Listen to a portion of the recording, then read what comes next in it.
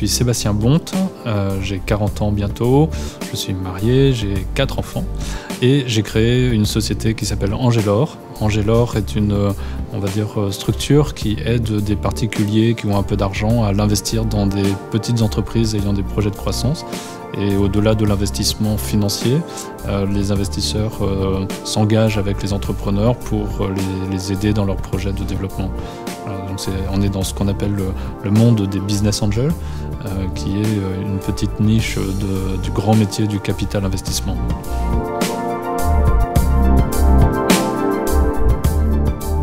Mon déclic, c'est que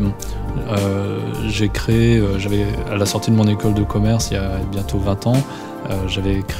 voulu créer une entreprise, en l'occurrence d'insertion de personnes handicapées, qui n'avait pas marché, parce qu'on était un peu tôt par rapport au marché, par rapport à la technologie Internet, par rapport au financement, et puis sans doute parce qu'on était quelques jeunes pas assez expérimentés. Donc j'ai été travailler quelques 12 ans dans des PME et dans un groupe international avant de revenir à l'entrepreneuriat. Et à ce moment-là, j'ai été interpellé par tous les entrepreneurs qui, comme ce que j'avais vécu, en fait, se heurtaient à des problématiques de financement, mais aussi à des problèmes de compétences, à des problèmes de réseau, qui sont en gros les 3 facteurs clés de succès pour un entrepreneur. On le voit dans les réseaux d'accompagnement d'entrepreneurs. Et à ce moment-là, j'ai mon père qui a vendu son entreprise, j'ai mon beau-père qui a vendu son entreprise, et j'ai eu un tilt sur tout ce mouvement du papy boom avec les cédants d'entreprises qui peuvent avoir un peu de liquidité financière, mais surtout un mental d'entrepreneur qu'ils sont prêts à mettre au service des jeunes entrepreneurs. Et donc j'ai voulu faire cette passerelle, ce lien entre les entrepreneurs qui développent des nouveaux produits, des nouveaux services, des innovations par rapport à leurs entreprises, qui ont toute cette énergie, et puis les allier avec la force du savoir-faire, du capital financier, des compétences, des réseaux qui peuvent permettre aux entrepreneurs d'avoir plus de chances de réussir.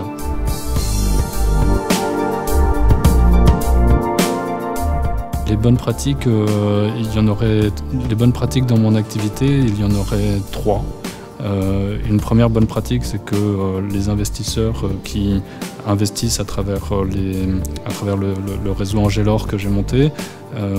en fait, ont une notion du risque qui est importante et sont prêts à tout perdre. C'est-à-dire que quand ils mettent 10 000 € dans un projet ou dans une des sociétés d'investissement de Business Angels que nous avons montées, il faut que le postulat de départ, c'est accepter de prendre le risque de tout perdre. Et ça, c'est une première pratique qui n'est pas facile parce qu'on est dans une logique aujourd'hui en plus économique, sociale, qui fait que prendre le risque de tout perdre, c'est aller un peu à l'envers de tout ce qu'on nous enseigne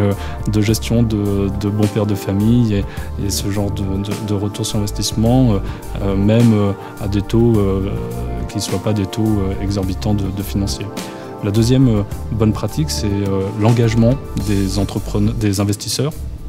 qui sont eux-mêmes souvent d'anciens entrepreneurs ou des entrepreneurs en activité. Et en fait, je vois la différence entre cette typologie d'investisseurs et des investisseurs purement financiers qui vont aborder en fait le projet d'entreprise sous un angle essentiellement retour sur investissement, alors que ces investisseurs entrepreneurs abordent le projet d'une manière qui est complètement différente, c'est-à-dire on veut savoir d'abord quelle est la vision de l'entrepreneur à 5-8 ans, qui est l'horizon de temps sur lequel nous investissons généralement, et qu'à partir de là, l'entrepreneur doit penser son plan de développement, mais la première règle, c'est de pouvoir s'adapter, parce que quand on est entrepreneur, on sait que les 5-10 premières années sont des années extrêmement difficiles, où il faut surtout être rapide, opportuniste pour s'adapter par rapport à son environnement. Voilà, donc la deuxième différence, c'est le deuxième facteur clé, c'est l'engagement. Et puis le troisième facteur clé, c'est la relation humaine, c'est-à-dire le regard humain, bienveillant, de confiance porté. L'engagement n'exclut pas cette confiance, et c'est l'entrepreneur qui mène son projet, c'est l'entrepreneur qui va le développer, qui va se lever tous les matins pour retrousser les manches et y aller. Et la plus belle des choses qu'on voit, c'est les entrepreneurs, leur regard quand on investit, parce que en fait, au-delà de l'aspect financier, il y a vraiment cette confiance humaine qui s'établit entre l'investisseur et l'entrepreneur, jusqu'au fait que quand on a un entrepreneur qui échoue, et on a eu malheureusement quelques échecs sur les 24 investissements que nous avons faits, il y en a eu 3 qui ont déposé le bilan. Et en fait, un actionnaire, la réaction des actionnaires de dire il ne faut pas laisser l'entrepreneur seul dans ces cas-là. Et donc, si l'entrepreneur a besoin de parler, d'échanger avec quelqu'un, vous lui donnez mes coordonnées pour que l'entrepreneur puisse m'appeler. Et ça, c'est merveilleux en fait. Ça rejoint le point 1 qui est d'accepter de tout perdre parce qu'il y a cette relation humaine qui prime sur le retour financier.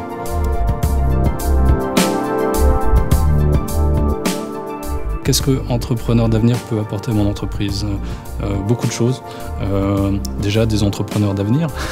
des entrepreneurs qui portent de nouvelles manières de faire, des nouvelles manières de développer, des nouvelles manières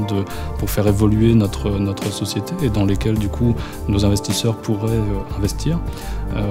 Une deuxième chose, c'est des investisseurs, parce qu'un entrepreneur qui a été entrepreneur d'avenir, qui peut être encore entrepreneur d'avenir, mais dont le projet marche, peut-être aussi avoir une sorte de retour à meilleure fortune. On m'a aidé quand j'ai démarré, à moi aussi maintenant d'aider les autres entrepreneurs à se lancer. Et puis, d'un point de vue plus général, c'est aussi donner une impulsion, c'est-à-dire quand nous sommes sur des nouvelles manières d'appréhender le système, et en l'occurrence chez Angelor,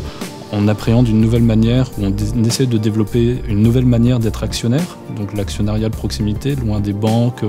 loin de la bourse, donc loin de l'anonymat et de la spéculation. Donc on essaie de développer une nouvelle manière de faire, et pour moi, Entrepreneur d'avenir, c'est un mouvement qui permet de porter ou d'essayer de répercuter la voix des entrepreneurs qui essaient de prendre des problématiques socio-économiques différemment.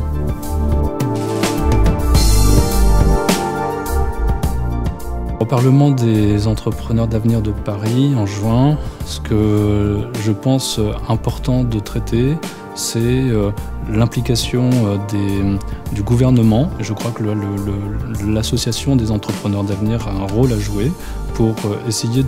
d'aborder les sujets économiques, fiscaux, sociaux, de manière différente. Et je pense qu'il serait important que les pouvoirs publics montrent